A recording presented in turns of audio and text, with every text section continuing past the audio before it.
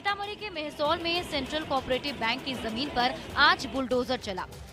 जमीन पर पिछले 50 साल से कब्जा कर बैठे दर्जनों लोगों के घरों पर बुलडोजर चलाकर जमीन को खाली करा दिया गया। प्रशासन की इस कार्रवाई से कब्जेदारों में आक्रोश है। लोगों का कहना है कि वो जमीन का किराया दे रहे थे, लेकिन लोगों की दलील प्रशासन मानने के लिए तैयार नहीं है। जमीन पर रह रहे लोगों में काफी नाराजगी है, लेकिन प्रशासन मानने को तैयार नहीं और बुलडोजर के जरिए जमीन को जबरन खाली कराया जा रहा है। बताया जा रहा है कि मेहसौल ओपी पुलिस के इस जगह पर भवन का निर्माण कराया जाना है। भवन निर्माण के लिए निविदा भी निकाली जा चुकी है, जिसकी वजह से जमीन को खाली कराया जा रहा है। जमीन को खाली कराने के नाम पर यहां बड़ी तादाद में पुलिस बल के जवानों की तैनाती की गई। सुरक्षा के लिए इलाकों को छावनी में तब्दील कर दिया गया। मौके पर बड़ी संख्या में प्रशासनिक अधिकारी भी मौजूद रहे।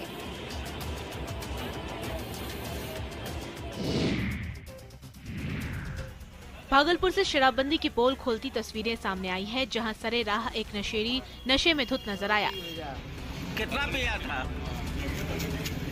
काफी देर शराबी सड़क पर यूं ही पड़ा रहा।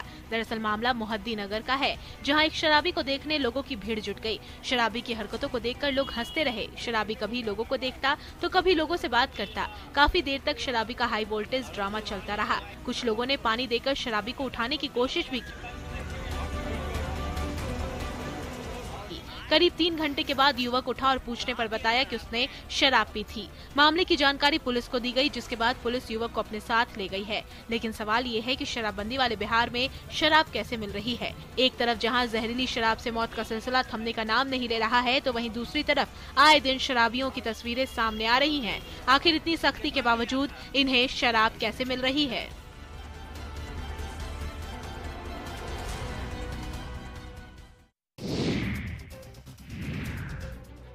गुमला की डुमरी में 18 जंगली हाथियों के झुंड के आने से लोगों में दहशत है। शंखसर डी और बेहरा टोली के बीच जंगल में दर्जनों जंगली हाथी विचरण कर रहे हैं, जिसमें 3 छोटे बच्चे भी शामिल हैं।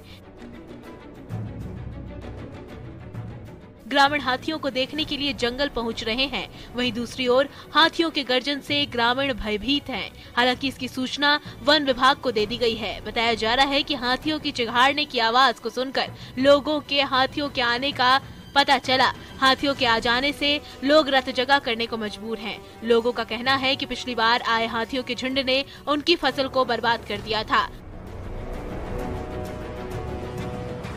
वन विभाग से कई बार हाथियों को भगाने की अपील की गई है, लेकिन अभी तक हाथियों की समस्या जस की तस बनी हुई है। हाथी उनके घरों को तोड़ देते हैं और उनकी फसलों को तबाह कर देते हैं, लेकिन वे लोग गजराज के आगे बेबस हैं।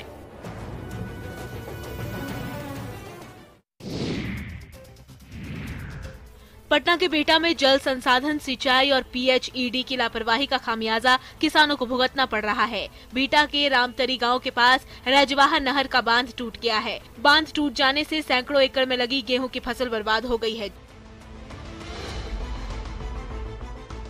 जब किसानों को फसल डूब जाने की सूचना मिली तो गांव के तमाम किसान दौड़ते भागते हुए अपने खेत के पास पहुंचे और देखा कि सैकड़ों एकड़ में लगी गेहूं की फसल जलमग्न हो चुकी है। पीड़ित किसान मुआवजे की मांग कर रहे हैं। किसानों का कहना है कि विभाग की लापरवाही के कारण उनकी लहलहाती फसल बर्बाद हो गई। विभाग का कहना है कि बांध की मरम्मत की जा रही है। वहीं जल संसाधन विभाग के कार्यपालक अभियंता सतीश कुमार ने बताया कि बीती रात को 50 क्यूसेक पानी छोड़ा गया था, लेकिन पिछले कई सालों से इस नहर की साफ सफाई नहीं हो पाई है और नहर में कई जगह पर छेद था, जिसके कारण ये घटना घटी है। फिलहाल मजदूरों को मरम्मती कार्य में लगाया गया है।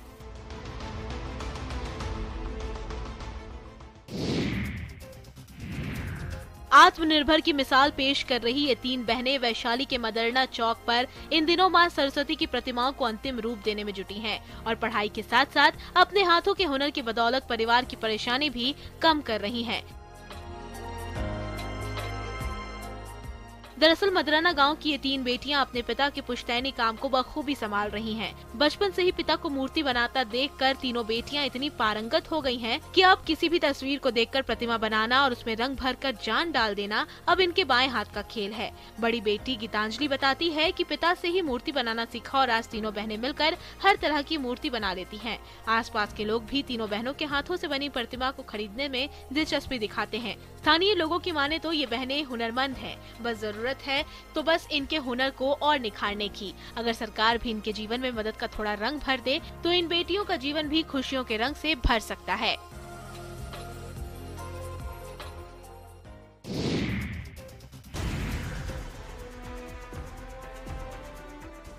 प्यार में धोखा खाने के बाद लोग देवदास बन जाते हैं, लेकिन ये लड़की तो प्यार में धोखा खाने के बाद प्रेमी से मिलने परिवहन विभाग के कार्यालय ही पहुंच गई।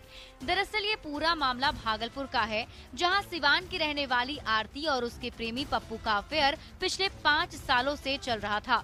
लेकिन जब शादी करने की बात आई तो लड़का आनाकानी करने लगा। साथ ही लड़के के घर वालों ने लड़की वालों से 8 लाख रुपए दहेज मांगे।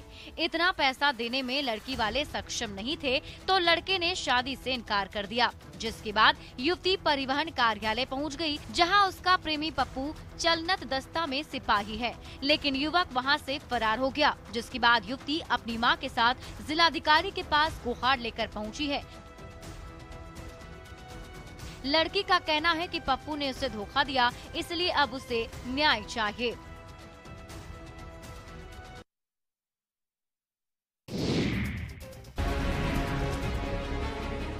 गोपालगंज में इन दिनों बाइक चोरी की घटनाएं बढ़ गई हैं। पुलिस को चुनौती देते हुए ये बाइक चोर गिरोह रात के अंधेरे में लोगों के घर और बरामदे में रखी बाइक्स को चुरा ले जा रहे हैं। ऐसी ही चोरी की घटना मीरगंज थाना क्षेत्र के कुरैशी मोहल्ला से सामने आई है। ये देखिए कैसे अंधेरी रात में सुनसान गली में ये चोर गाड़ियों के शिकार पर निकला है। तभी इसकी नजर घर के बाहर रखी बाइक पर पड़ती है, जिसके बाद चोर बाइक के पास पहुँचता है, फिर बाइक का लॉक खोलता है और चुपचाप बाइक को घसीटते हुए लेकर फरार हो जाता है। हालांकि चोरी की ये पूरी घटना सीसीटीवी में कैद हो जाती है। घटना 21 जनवरी की रात की बताई जा रही है। बताया जाता है कि मीरगंज के अलग अलग मोहल्लों से पिछले 1 सप्ताह में 5 बाइक की चोरी कर ली गई। सूत्रों की माने तो चोरी की गई इन सभी बाइक को शराब की तस्करी में इस्तेमाल किया जा रहा है। हालांकि एसपी स्वर्ण प्रभात ने वाहन चोरी की घटना को रोकने के लिए हथुआ एसडीपीओ नरेश कुमार के नेतृत्व में टीम का गठन करने की बात कही है।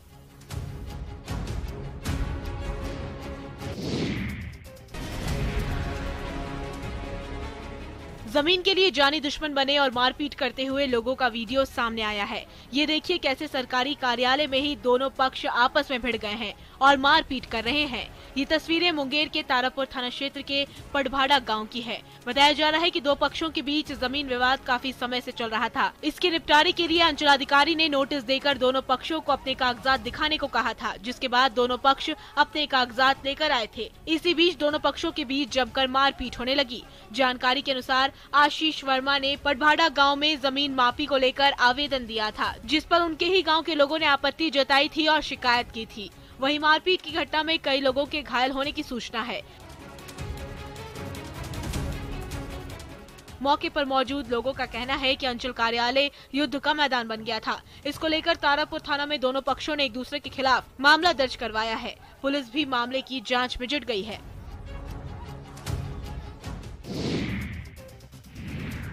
हम आपको लाइव चोरी की ऐसी तस्वीर दिखाने जा रहे हैं जिसे देखकर आपको भी लगने लगेगा कि सावधानी कितनी जरूरी है। देखिए कैसे एक बुजुर्ग चोरों का शिकार बन जाते हैं। चोरी की ये तस्वीरें मध्य प्रदेश के छतरपुर के जिला अस्पताल परिसर की है, जहां एक स्कूटी सवार बुजुर्ग को बाथरूम जाना महंगा पड़ गया। तस्वीरों में आप देख सकते हैं कि कुछ बदमाश एक स्कूटी से रुपए निकालकर भाग रहा है। दरअसल बुजुर्ग बैंक से 7 लाख रुपए निकालकर स्कूटी की डिग्गी में रखकर ले जा रहा था। तभी बुजुर्ग अपनी स्कूटी में चाबी छोड़कर बाथरूम चला जाता है। इसी बीच 2 बाइक सवार बदमाश आते हैं और डिग्गी में रखे 7 लाख रुपए उठाकर भागने लगते हैं। बदमाशों को भागता देख बुजुर्ग भी पीछा करते हैं, लेकिन वह जमीन पर गिर जाते हैं। ये वारदात सीसीटीवी कैमरे में कैद हो गई है। वहीं घटना के बाद बुजुर्ग ने अपने साथ हुई वारदात की शिकायत सिटी कोतवाली थाने में की है, जहां पुलिस मामले की जांच में जुट गई है।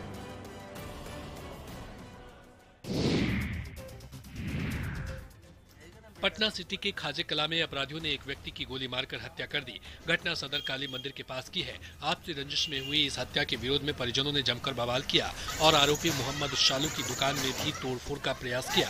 बताया जा रहा है कि देवी चौधरी बाजार जा रहा था, तभी बाइक सवार मोहम्मद शालू अपने भाई और दोस्तों के साथ पहुंचा। देवी चौधरी पर अंधाधुंध फायरिंग शुरू कर दी, जिसमें देवी चौधरी को 5 गोली लगी, जिससे मौके पर ही उसकी मौत हो गई। 6 महीने पहले इन्हीं अपराधियों ने उनके बेटे राहुल की भी हत्या कर दी थी। पुलिस पूरे मामले की जांच में जुटी है।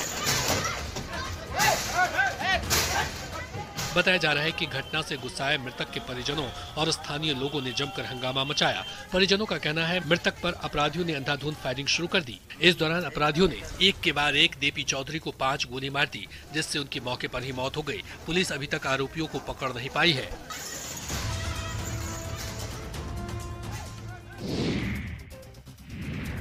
सहरसा से एक पिता की हैवानियत की खबर सामने आई है, जहां पत्नी से झगड़े के बाद पति ने मासूम बेटी की हत्या कर शव को नदी में फेंक दिया। दिल दहला देने वाली ये घटना बसनही थाना क्षेत्र के सरौनी मधेपुरा की है। पिछले हफ्ते मंगलवार की रात राजकुमार सहनी का पत्नी से किसी बात को लेकर झगड़ा हुआ। विवाद इतना बढ़ गया कि पति ने लाठी डंडे से पत्नी की बेरहमी से पिटाई कर दी, जिसके बाद पत्नी 4 साल की बेटी को छोड़कर मायके चली गई। इधर राजकुमार सहनी पर अब भी खून सवार था और उसने गुस्से में आकर बेटी की धारदार हथियार से हत्या कर दी और शव को बोरे में बंद कर पास की नदी में फेंक दिया। घटना की जानकारी के बाद पुलिस ने शव की खोजबीन शुरू की, तो 6 दिन बाद पुलिस ने बच्ची के शव को बरामद कर लिया। हत्या का आरोपी पिता भी फिलहाल पुलिस की गिरफ्त में है। वहीं इस घटना के बाद से इलाके में सनसनी फैल गई है। लोग पिता को कड़ी से कड़ी सजा देने की मांग कर रहे हैं।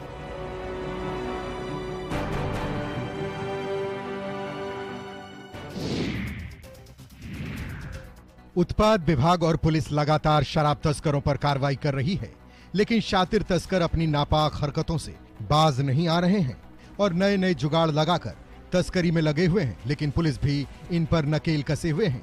इसी कड़ी में कैमूर में उत्पाद विभाग की टीम ने ट्रक से भारी मात्रा में शराब जब्त किया है। ट्रक से 1530 लीटर शराब को जब्त किया है। आलू की बोरी की आड़ में शराब की तस्करी की जा रही थी। बीते पिछले 24 घंटे में मोहिनिया अनुमंडल के NH 2 से कार्रवाई करते हुए 2 ट्रकों पर भारी मात्रा में शराब की खेप जब्त की गई है। पुलिस ने ड्राइवर को गिरफ्तार कर लिया है। मामले में मोहिनिया SDPO फैज अहमद खान ने बताया कि DCM ट्रक से 170 पेटी अंग्रेजी शराब जब्त की गई है। ट्रक चालक हरियाणा का रहने वाला है। गिरफ्तार नरेंद्र कुमार से पूछताछ में पता चला कि शराब की खेप कुरुक्षेत्र से धनबाद लाई जा रही थी। ट्रक चालक से पूछताछ जारी है। गढ़वा के चिनिया में पिछले 1 माह से तेंदुए के आतंक से लोग भयभीत हैं।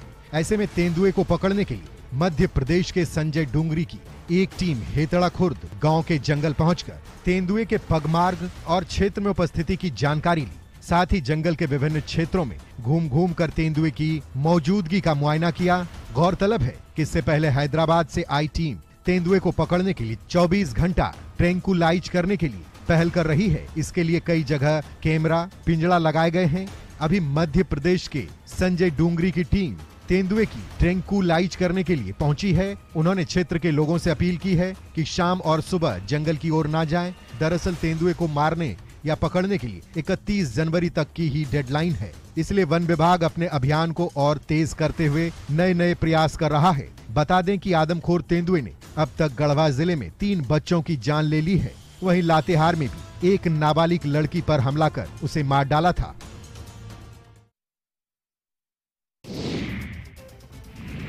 मध्य प्रदेश के सीधी जिले के आदिवासी वनांचल कुसमी इलाके में एक जंगली भालू नुकीले तारों में फंस गया। 8 घंटे से ज्यादा भालू नुकीले तार में फंसा रहा। तारों में फंसने से भालू बुरी तरह से जख्मी हो गया। देखिए कैसे ये भालू तार की पकड़ से बाहर निकलने के लिए छटपटा रहा है। बार बार खुद को तार से अलग करने की कोशिश कर रहा है, लेकिन हर बार नाकाम हो रहा है। वहीं भालू के नुकीले तार में फंसे होने की खबर जैसे ही ग्रामीणों को लगी, सुबह से भालू को देखने के लिए ग्रामीणों का हुजूम उमड़ पड़ा। घटना की सूचना ग्रामीणों ने संजय टाइगर रिजर्व से लेकर वन विभाग को दी, लेकिन विभाग के नहीं पहुंचने पर ग्रामीणों ने पशु चिकित्सक की मदद नुकीले तार में फंसे भालू को बाहर निकाला। बता दें कि जंगल से भटककर भालू ज्यादातर रहवासी इलाके में पहुंचते हैं। ऐसे में किसान अपनी फसल को बचाने के लिए नुकीले तारों की बाड़ी लगाए थे, जहां पर भालू आकर फंस गया था। कटीले तारों में भालू के फंसे होने का वीडियो अब सोशल मीडिया पर वायरल हो रहा है।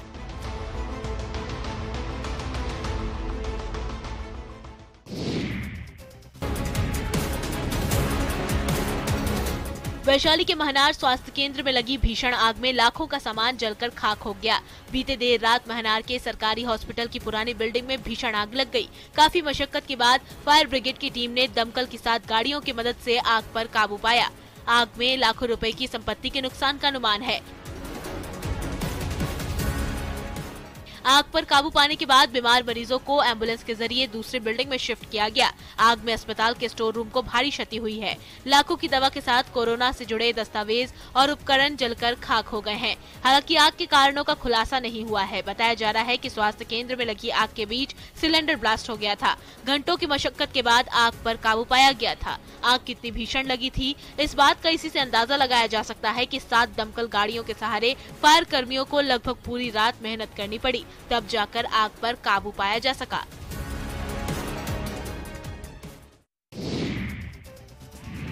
दंगल में दमखम दिखाते इन पहलवानों को देखिए, एक दूसरे को पछाड़ने के लिए एक से बढ़कर एक पैतरे अपना रहे हैं। महिला पहलवान भी किसी से कम नहीं है। देखिए कैसे धोबी पछाड़ दांव लगाकर अपने कुश्ती के करिश्मे को दिखा रही है। दंगल देखने के लिए लोगों की भीड़ लगी हुई है। दर्शक पहलवानों को चीयर्स कर रहे हैं। पहलवानों के मोब्स पर तालियां बजा रहे हैं और इस खेल को खूब एंजॉय कर रहे हैं। दरअसल पटना के फतुहा करीब मठ में चल रहे 3 दिवसीय सांस्कृतिक मेले का समापन हो गया। इस मौके पर दंगल कुश्ती प्रतियोगिता का आयोजन किया गया था, जिसमें बिहार के, हरियाणा, पंजाब, मध्य प्रदेश और उत्तर प्रदेश के पुरुष और महिला पहलवानों ने दांव लगाया। कुश्ती प्रतियोगिता में अव्वल प्रदर्शन करने वाले प्रतिभागियों को सम्मानित किया गया। दंगल कुश्ती प्रतियोगिता देखने को लेकर हजारों की संख्या में लोगों की भीड़ फतुहा कबीर मठ परिसर में देखी गई। बच्चे बूढ़े सभी इस दंगल को देखने पहुंचे थे।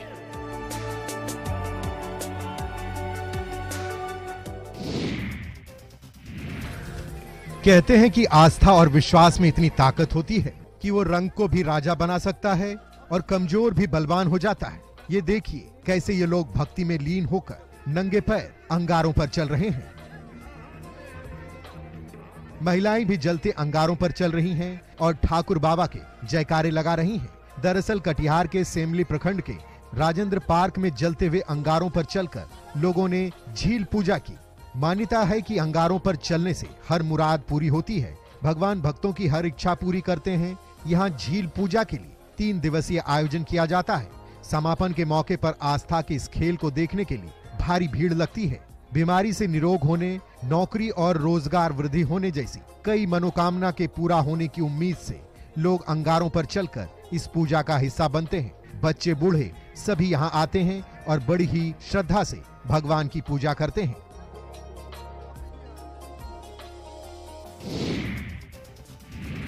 गणतंत्र दिवस नजदीक है, ऐसे में राष्ट्रीय झंडा तिरंगा से बाजार पटने लगा है। तो गोपालगंज खादी ग्राम उद्योग में दिन रात तिरंगे का निर्माण किया जा रहा है। इस बार तिरंगे की काफी मांग है। पड़ोसी राज्य यूपी, बंगाल, झारखंड और उड़ीसा तक से तिरंगे के ऑर्डर आ रहे हैं। गोपालगंज खादी ग्राम उद्योग संघ के द्वारा पिछले 50 साल से तिरंगे का निर्माण किया जा रहा है। यहाँ हाथ से कताई की गई धागे से बने कपड़े से तिरंगा तैयार किया जाता है। यहाँ बनने वाले तिरंगे में शुद्धता, गुणवत्ता और कीमत का भी ख्याल रखा जाता है। तिरंगे की डिमांड इतनी होती है कि महीनों पहले से ही इनकी बुकिंग होती है। यहाँ हाथ से कटाई किए गए कपड़े को सबसे पहले बनाया जाता है, फिर उसे मानक के अनुसार तिरंगे का रूप दिया जाता है। तिरंगे के मानक के अनुसार ही विशेष लंबाई चौड़ाई के हिसाब से बनने वाले तिरंगे की कीमत साइज के अनुसार तय की जाती है। एक तिरंगा 250 से लेकर 300 रुपए तक में बिकता है।